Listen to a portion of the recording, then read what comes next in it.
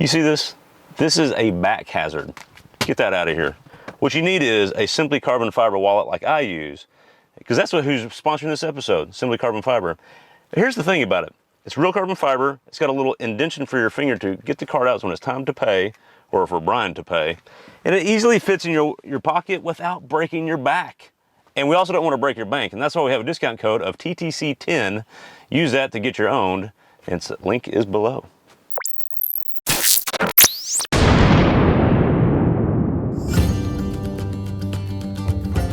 It's a beautiful, windy as hell day here in Texas, and this is the Texas Truck Channel. And behind me I have the 2022 Nissan Frontier ProX, and this is a first for us on the channel. We've had this at events, we have not had it to live with, and we're pretty excited about it. Now, let's jump right into it. This is a stark answer to the Tacoma. They're all old, but this one doesn't look or feel it. Now, let's get to exterior. Number one, you've got red tow hooks. Number two, you've got a bed hoop. Number three, you've got a bedside sticker. I'm not sure what else you need. You've also got some worthless side steps that nobody needs, and good wheels and tires. And let's be straightforward, the ProX is not the off-road monster, it is the appearance package with better shocks, which does make a difference. With that covered, let's hop in the interior and see what Craig has to say about it. And with that, let's get into the all-new interior of the D41 Frontier. This replaces the previous generation D40 chassis, which had been around since, yes, that's right, 2005. 17 years later, the interior looks different, and it's good. So we'll just start right here with the steering wheel. It's nice and beefy, and this ProX package is leather wrapped, and it's a good spot. I will say though, true to its roots from the D40, it tilts really good. It doesn't telescope. So, you know, interesting, but what do you do? Gauges, very clear gauges with red outlines. That's really nice. Good infotainment in the middle. The infotainment in the center stack is maybe a little to be desired, but it works. The most important thing is Apple CarPlay works. You plug it in, comes on, you're good to go. All the other touch points in this cab are really good. They're where they need to be. Kind of hard to see some of the buttons on this side, but once you figure out where they're at, they work. Radar cruise control works flawlessly in this, not a problem. You have some hard physical buttons to do the controls you need to do most often. One throwback to the D40 again continues with the actual switchgear with the windows. They're the exact same since 2005. All that though, the front is great, plenty of room, plenty of headroom, even with the moonroof in this package. The rear though, a little tight in the rear and a very forward seating position, very upright seating position. But with that, that's enough of that. Let's get it into the shop and see what makes this thing go. Under the hood of the D41 Nissan Frontier, specific to the North American market, this is the first time that Nissan has differentiated the Frontier from the global market to just the North American market, and this is specific to just that. In this, we get the 3.8 liter V6, otherwise known as the VQ38DD. Yes, it's still that venerable VQ series, which is wonderful in almost every application. DD just means direct injection, and that's what we get in this over the 4 liter it replaces. It's good for the most horsepower in its class at 310 at 6,400 RPM, 281 pound-feet of torque at 4,400 RPM. So it is a little revvy. There's not a lot of torque down low. You do have to reach to get that though. The good news is that's 49 horsepower more than the previous generation 4 liter. And to help you get there, interestingly, you get a partnership with Nissan and Mercedes. That's correct. Nissan and Mercedes build you a 9-speed transmission. 6th gear is a 1-to-1 drive with 3 overdrive gears, and that helps get that power band where it needs to be when you're towing or whether you're driving around town. And we'll get to the driving portion here in a second. That transmission is built by Nissan's in-house Jatco. It's a JR913E unit is the specific unit that's in this. It's also shared with Aston Martin. Aston Martin, their DBX SUV will have the same transmission in it. So you get a transmission shared with Mercedes and Aston Martins. If you get this, you can brag with that to your buddies. What's all that good for? That's good for 18 city, 24 highway in this 2-wheel drive version, 20 combined. And that's about what we were seeing in combined driving when we were not towing. We were seeing 21.5. Now, ProX also gets you a few extra goodies, believe it or not, besides a sticker. There's actually some shocks and a rear diff that actually they did something with, and Brian's gonna tell us all about that. So let's turn over to Brian. Welcome to the nuts and bolts portion of the all-new Frontier ProX. And what that means is there's no front differential, making it four-wheel drive, but we'll cover that in just a second. We need to start with what matters, and that's the Hankook Dynapro AT2s. These are 265 7017, and as you can tell, they've got a little bit of bite. They're probably good for dirt, but not for mud. These will work on some rock, not that it's four-wheel drive and that matters, but these are a quiet highway companion, and they do have a little bite in the dirt, which we're happy with. These are triple snow peak rated, which means they work in them technically the snow, which is good, and we have no complaints here, to be honest with you. They are wrapped over a 17-inch, we call them bro locks or faux locks. They look like bead locks, they're not, but that's part of the ProX package. You get better looking wheels, and you also get these side steps that are basically useless in two-wheel drive. Even four-wheel drive, they're a big hoop. Luckily and brilliantly, you can take the hoops off and you're left with a really good rock rail underneath it. That's a really good feature. Now, let's get to the bones. This is the D41 platform. It's exclusive for America only, and it is by and large shared with the previous generation. But there's a lot of revisions. An entirely new body, an entirely new interior, and a new engine and transmission. 3.8 liter V6, as we've already covered. This does maintain, and this is the most unique thing in the midsize segment, it maintains a hydraulic steering rack. Now, they've revised the steering ratio to increase the ratio by 16%, and we can tell it's less dead on center. We're happy with it. I will say at parking lot speeds, you're gonna notice it's not an E-Pass, but that's okay. On the highway, it gives you good feedback. We're happy with that. Now, what do you get on the ProX that you don't get on the SV? Is these guys right here, these Bilstein shocks.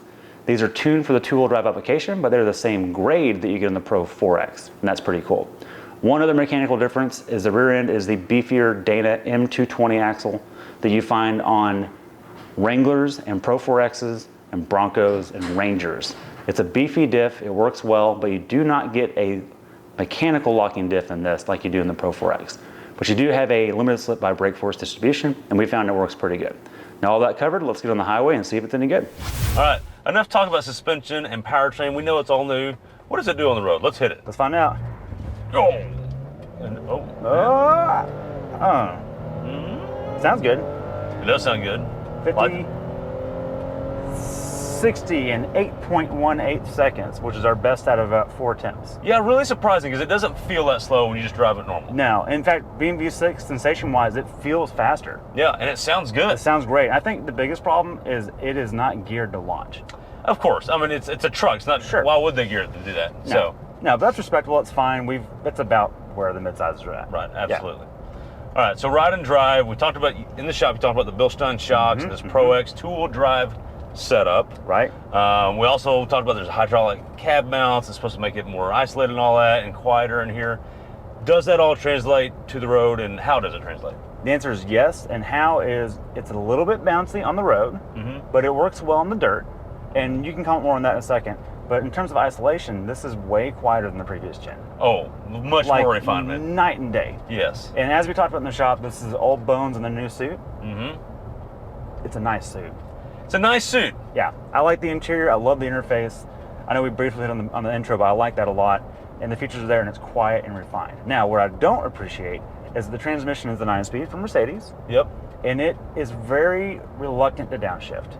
And I know I don't like driving modes, Craig, but there's no way to adjust that. Sure, fair enough. Right, and I just wish the initial tune was a little bit more aggressive, that's all.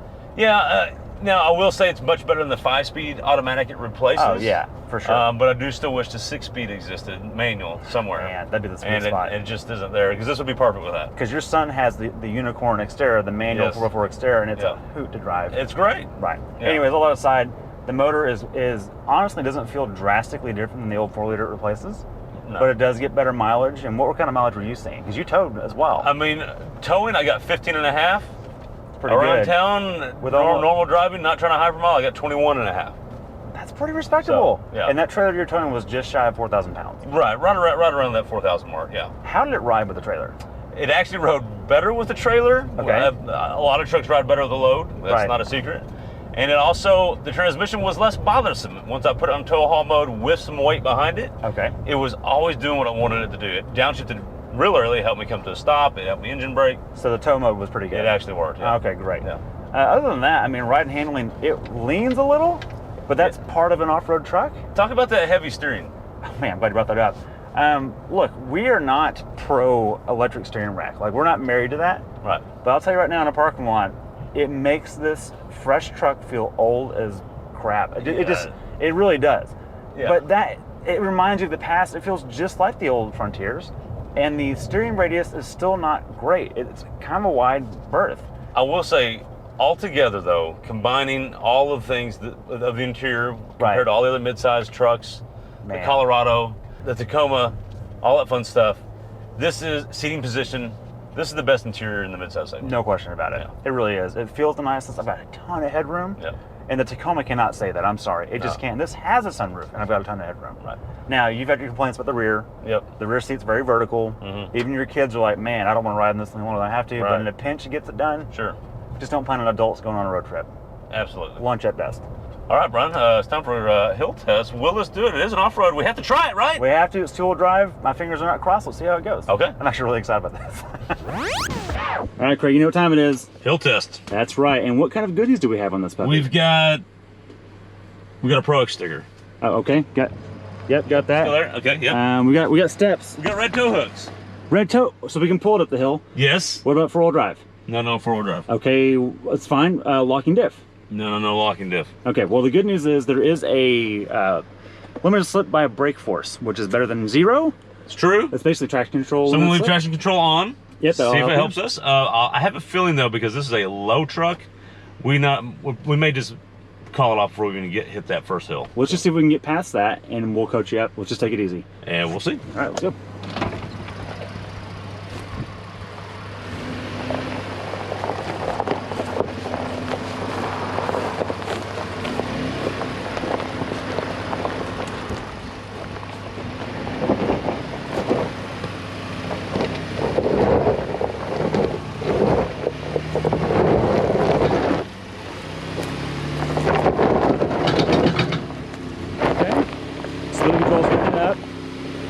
The soft spot here, it washes a little bit.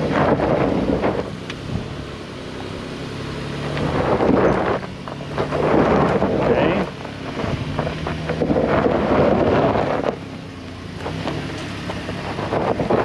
Let's try. All right, you're clear. The nose made it.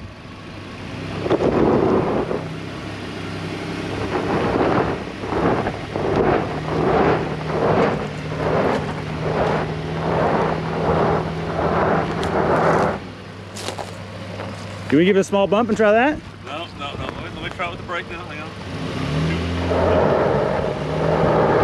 You're in a rut. You got to roll back. Stop. You got to roll back. A little more. There you go. Now you can mildly bump it up. Try it.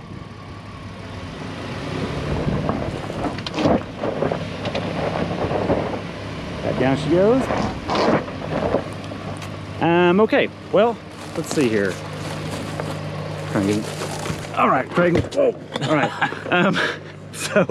So the truck and you didn't make it up the hill? No. In fact, that shows the thing is steeper than people think. And we get comments sometimes that my two-wheel drive can make it up there. In fact, the graph in here says it is, because we do have off-road goodies. We have the... You have the off-road goodies? Yeah, it says it's 13-degree angle. Okay, and that is without it being up on the front bump. We've recorded 21 degree on it before. Yep. In other vehicles. So it just goes to show that four-wheel drive is needed sometimes. And honestly, we probably could do some momentum. We could crest that thing, but then we're going to tear off these side rails. Yeah. And this is not our truck. We don't want to do that. No. In all reality, if we took these side steps off and we just sent it, reckless abandon, it would make it. It would make it. It wouldn't be pretty though. So with that, back to the shop. Okay. Brian, normally I'd get coffee, but I don't have any coffee right now. Why's that? Because we need some more Patreon help. Oh, and with right. Patreon, with $3, you can get me a cup of coffee. He doesn't need one, but I do. I really need one. Give me a cup of coffee. $5, you can get us a thermos so we can both have a cup of coffee. And for $10, Brian, you can get us what? You can get your personal vehicle featured on our show, and we'll rate it on our Hipster Score and tell you how good or not good it is in the eyes of a hipster. It's kind of what we do here. Yeah. Speaking of hipster, this is going to get a lot of hipsters points, I'm guessing, because of the ProX business. Or does that hurt it? I think the bed bar might hurt it. But I can't decide if it's going to be like Back to the Future, Marty McFly cool. Yeah, maybe if it was black, it would do better. It might do it. Alrighty. With the yellow KC lights. 3, 2, 1, 4. Yeah. Yeah. I think we both know that, and I think the reason is because, Brian, it's got the off-road looks, which usually hurts a truck, but when it has off-road looks and doesn't off-road well, There's no reward on the There's no payoff, yeah. But it is small enough and efficient enough that it's pretty good on mileage. In fact, you towed a trailer and did better than we do with full sizes towing the same trailer. yeah, we towed about a 4,000-pound trailer, got 15 and a half. And good. around town, on average, we got 21 and a half, which is about where this number should be. That's not bad, actually. So, yeah, that's actually pretty good. Okay, So, with all that covered, Craig, who is it for?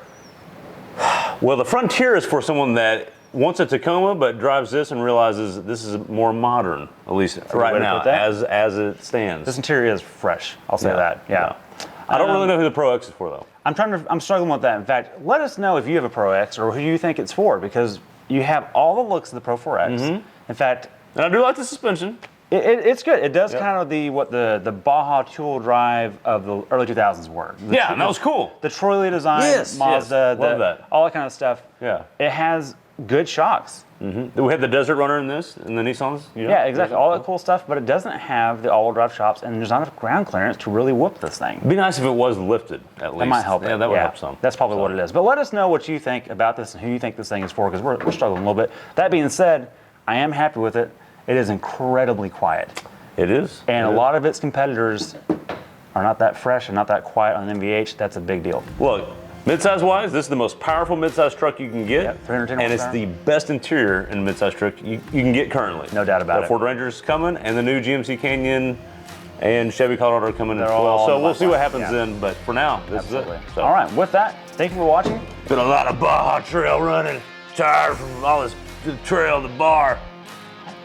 I don't know. It's ProX. I was trying to do some Thanks for Baja watching. things. I don't know. Tell me. I think I had a We'll wrong see you something. later. I think it worked.